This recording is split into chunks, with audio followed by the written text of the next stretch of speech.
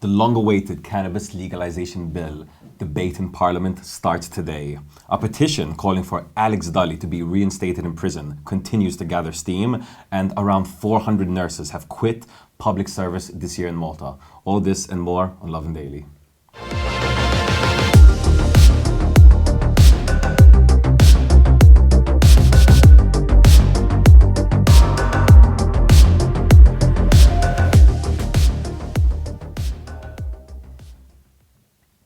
Good evening, Malta and Gozo. Johnathan, Cilia here, joined by Yannick. We've got a hot debate happening in Parliament right now. So let's jump right into the top story. Yannick is here with the details. Yannick? Yep, so as many of you know, Parliament has just started debating the cannabis reform bill presented by the government. As many of you probably know, under the proposed new laws, the possession of up to 7 grams of cannabis will be made legal. There's provisions for allowing users to grow up to 4 plants at home, as well as the formation of cannabis associations. Speaking in Parliament afternoon, Reforms Minister Owen Bonnici said it was time for Malta to stop harming people and time for it to stop criminalising a small group of individuals simply because they smoked. Once the bill becomes law, Malta will be one of the first countries in Europe to completely legalise cannabis. While many might think that it's legal in other countries like Amsterdam, the truth is that it is not legal, and in fact they just apply an exemption for coffee shops. So once it does make it through Parliament, Malta will be the first European country to legalise cannabis. The bill has obviously been welcomed by many, but it's also been opposed by quite a few organisations. In fact, this afternoon, a number of associations, including the church, expressed doubts on the bill and called for government to press the pause button on it. And they also suggested that if the law does pass, that smokers should be required to submit themselves to a psychological evaluation before joining the social club. So quite a few opinions there. The PN has also come out against the reform, despite statements by opposition leader Bernard Grech stating, for example, that he didn't believe that smokers should be criminalised and that there should be a legal avenue for them to buy the plant. The party this week said, last week actually said that it won't be supporting it. So the bill can still make it through without the opposition's support, but it would have been nice, I guess, to have both parties in agreement. Absolutely. No, this is a long-awaited bill. I think it's a very, very important moment for Malta, possibly a historic moment. As Yannick said, if Malta does decide to legalise, we will be the first country in Europe to do this. We'll actually be pioneers in something. I watched the first part of the debate, which is happening right now in Parliament. I saw the Reforms Minister Owen Bonnici kind of explain why Malta needs to take this bill seriously, and I was quite impressed with how passionate he was. I've always been a bit concerned about how serious the reform ministers are on making reforms happen in Malta, but seeing him actually speak about it, bring up individual cases. He recounted a case of a young couple being arrested while in a room on Valentine's Day when they smoked a joint. He even gave a shout out to Roberta Metsola, the PN MEP, which is something you don't often see in Maltese politics. So I'm actually quite impressed with Bonici's approach to this debate. It's very easy for a debate about legalizing cannabis to end up, very fearful, very fear-mongering. We saw today, just from the church and the PN and many other people, talking about having children poisoning and all these kind of crazy, very stigma-causing phrases. So, it is incredible to see the government, at least part of the government, pushing so strong for this. I do hope MPs hear kind of Bonici's argument. I do hope the argument in Parliament doesn't fall into the bushes and ending up in crazy, fearful talk, as so often it does. And in fact, later on in today's show, we'll be talking about how the mafia are making millions from the current black market on cannabis, which is another reason for Malta to take this very, very important step forward. But talking about possible regimes as mafia-like, moving on to the next story.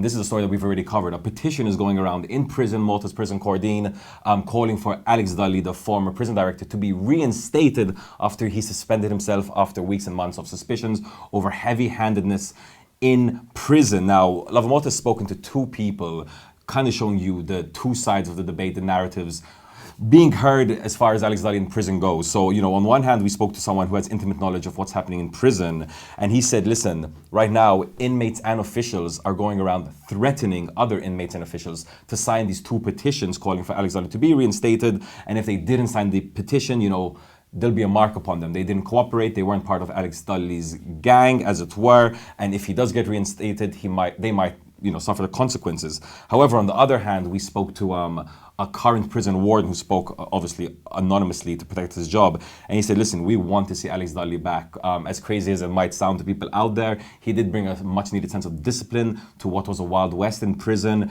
and we liked working with that. I mean, it is a bit crazy to hear like inmates passing around the petition calling for a prison director, especially one that's known to be a disciplinarian, come back in. 10 inmates actually started a hunger strike this week. So to people outside prison, it actually sounds quite insane. This is something out of an American movie nearly, right? But it seems like that is really what is happening in Malta right now. Yeah, I mean, it's one of these stories, and I've said this before, like you hear the two different sides, and then you get a totally different narrative and account of what's going on. And to be honest, normally it is a bit easier to decide roughly where the truth lies. I mean, we have an inquiry that's ongoing, and hopefully, that will shed some light on this, because I think the country desperately needs a resolution and needs to be able to move on from this. So hopefully that will happen once the inquiry concludes. On to our next story. So it's about nurses. Despite having been widely celebrated as heroes since the start of the COVID-19 pandemic, the profession appears to be losing its appeal as a career path, especially among Maltese nurses who are quitting in droves. Nurses Union boss Paul Parch spoke with Lovin Malta this morning and said that around 400 nurses had quit the public service this year alone. The majority, he said, were third country nationals who have found better opportunities abroad, particularly the younger ones. He said this is also true of Maltese nurses who just opt to go abroad because the wage is better, because the opportunities are better. In fact, he highlighted a number of key reasons that he felt were behind this exodus of nurses. The primary reason was wages, which he said were roughly half what they are in the UK. Moreover, he said nurses in Malta, for example, have to work 46 hours every week compared to 37 in the UK. Besides that, there's a lot of administrative work that's constantly piled on to nurses' workload, making their job even more intense. The present state of affairs, Paul Patch said, together with the fact that the country has not been able to attract more people to the profession, was resulting in a very poor work-life balance for nurses. Have to work. You're constantly at work. You're constantly having stuff to do, having pending things to do. He said the only way of addressing the situation was actually increasing wages, so that more people would be attracted to the profession. And to be fair, I mean, it is a job that requires you to be the attention there. When you hear about nurses working more hours every week than people in most jobs, you start to wonder, shouldn't nurses, if anything, working less so that they can actually be attentive on the job? What do you think? Absolutely. Like, the last thing I want is to go in for an operation or surgery and have a really tired nurse or a really tired doctor kind of cutting me open. No, absolutely. Wages in Malta have been stagnant in many sectors for a few years now, so I definitely hear that. And we have heard about the brain drain. This is not a new issue. We've been hearing about the brain drain in Malta for decades, actually. Many people in Malta, get their education, they get their degrees, they pop off to another country that gives them better benefits, better wages. So I think it's time for the government or some authority to really start looking at this. I mean, the last thing we want is to just have all these Maltese doctors graduate and learn and get to the top of their game and then just leave the island consistently year in, year out. That's a very, very big problem. So hopefully something is addressed about that. But moving on to the next story, and still talking about things moving between countries, a criminal ring that smuggled cocaine and cannabis from Central Europe into South Europe has been shut down by Italian police. And this ring actually also sent their drugs to Malta. So about 12 people have been arrested as part of Operation Alter Ego in Sicily. 3 men were actually captured red-handed, moving boxes of pasta that were filled with cocaine and cannabis into a vehicle. Around 242 kilograms of cannabis hash was found in these pasta boxes. Aside from the cannabis, the cocaine was also found, totaling a value of 5 million. The drugs are believed to come from Albania and the Netherlands, moving through Italy and eventually coming to Malta. And the ring is believed to be associated with the Capello family, the mafia family in Italy. Now, this goes back to the first story that we started off today's episode. This is what happens when you have a black market, be it anything, cannabis, cocaine, alcohol back in the prohibition days in 1920s and 30s in America. You know, Al Capone rose specifically because they banned alcohol. So this is evidence, if we ever needed, that having a black market only does one thing: makes criminals, enterprising criminals, find an opportunity to make lots and lots of money, especially if there's a demand. Yeah, and I think ultimately that is what is behind a lot of countries actually moving closer towards legalizing cannabis. That, you know, basically I think many governments have come to the realization that the threat of having organized crime groups making so much money and becoming so powerful within society, because more often than not these groups don't only deal in cannabis, they might deal in other kind of more serious human trafficking, weapons and whatever. So I think most governments are coming to the realization that there's more danger posed to society from having these organized crime groups growing even more than there is, you know, having a few people smoke a joint here and there. And thank God for that. Thank God for that. So on to our final story. A vegan boxer has shared what many has described as an inspirational message about why he chooses not to eat meat. So Christian Scambri, known as Chos, as a professional boxer who's made a name for himself in the sport.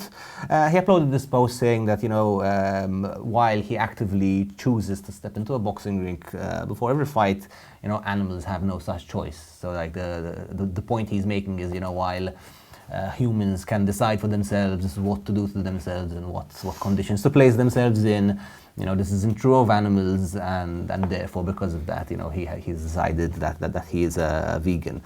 In fact, he said, you know, they're purposely grown through mass production to be killed in a factory.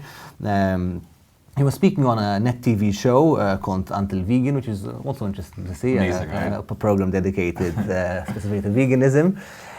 He went on to say, you know, that while, you know, people perceive him as an aggressive person, you know, just because he fights as a professional boxer, the truth is that, you know, he did this out of his own free will as a profession, and that wasn't necessarily what he was. Among his sporting achievements, Christian has beaten former Scottish Commonwealth boxing champion Scott Dixon, despite, you know, the fact that people might think that, you know, he might possibly not be as strong because of his diet. To be honest, I'm not too sold on kind of the narrative. I think there are many reasons to be a vegan. Animal cruelty doesn't resonate with me as much, but I don't know. What do you think? I mean, what really strikes me is when you look at him, he's not the most ripped or built guy out there, right? Like, in fact, I saw photos of him next to Scott Dixon. Scott Dixon looks bigger, more aggressive, more threatening. But Chos beat him, you know? So maybe there is something to this vegan protein diet. Clearly, this guy is beating bigger boxers than him in the ring. He seems to be very centered and calm with himself. If you see the interview, which you can see a part of it on the article that we published today, you know, the guy is just a very calm approach to things. He seems to be quite coherent. And the thing is this, you know, I started thinking nowadays when it comes to sports like MMA, other really big sports, there are more and more vegan athletes emerging. So, you know, there might come a time when meat eater athletes are actually in the minority. Who knows? That brings us to the end of today's episode. Once again, the parliamentary debate on cannabis legalization is happening right now. There's a link online, you can find it. Lovin Malta will also be breaking it down. Let us know in the comments below kind of what you think. Should Malta legalize cannabis? And if you feel strongly about this, reach out to your representatives, your local councillors, your MPs.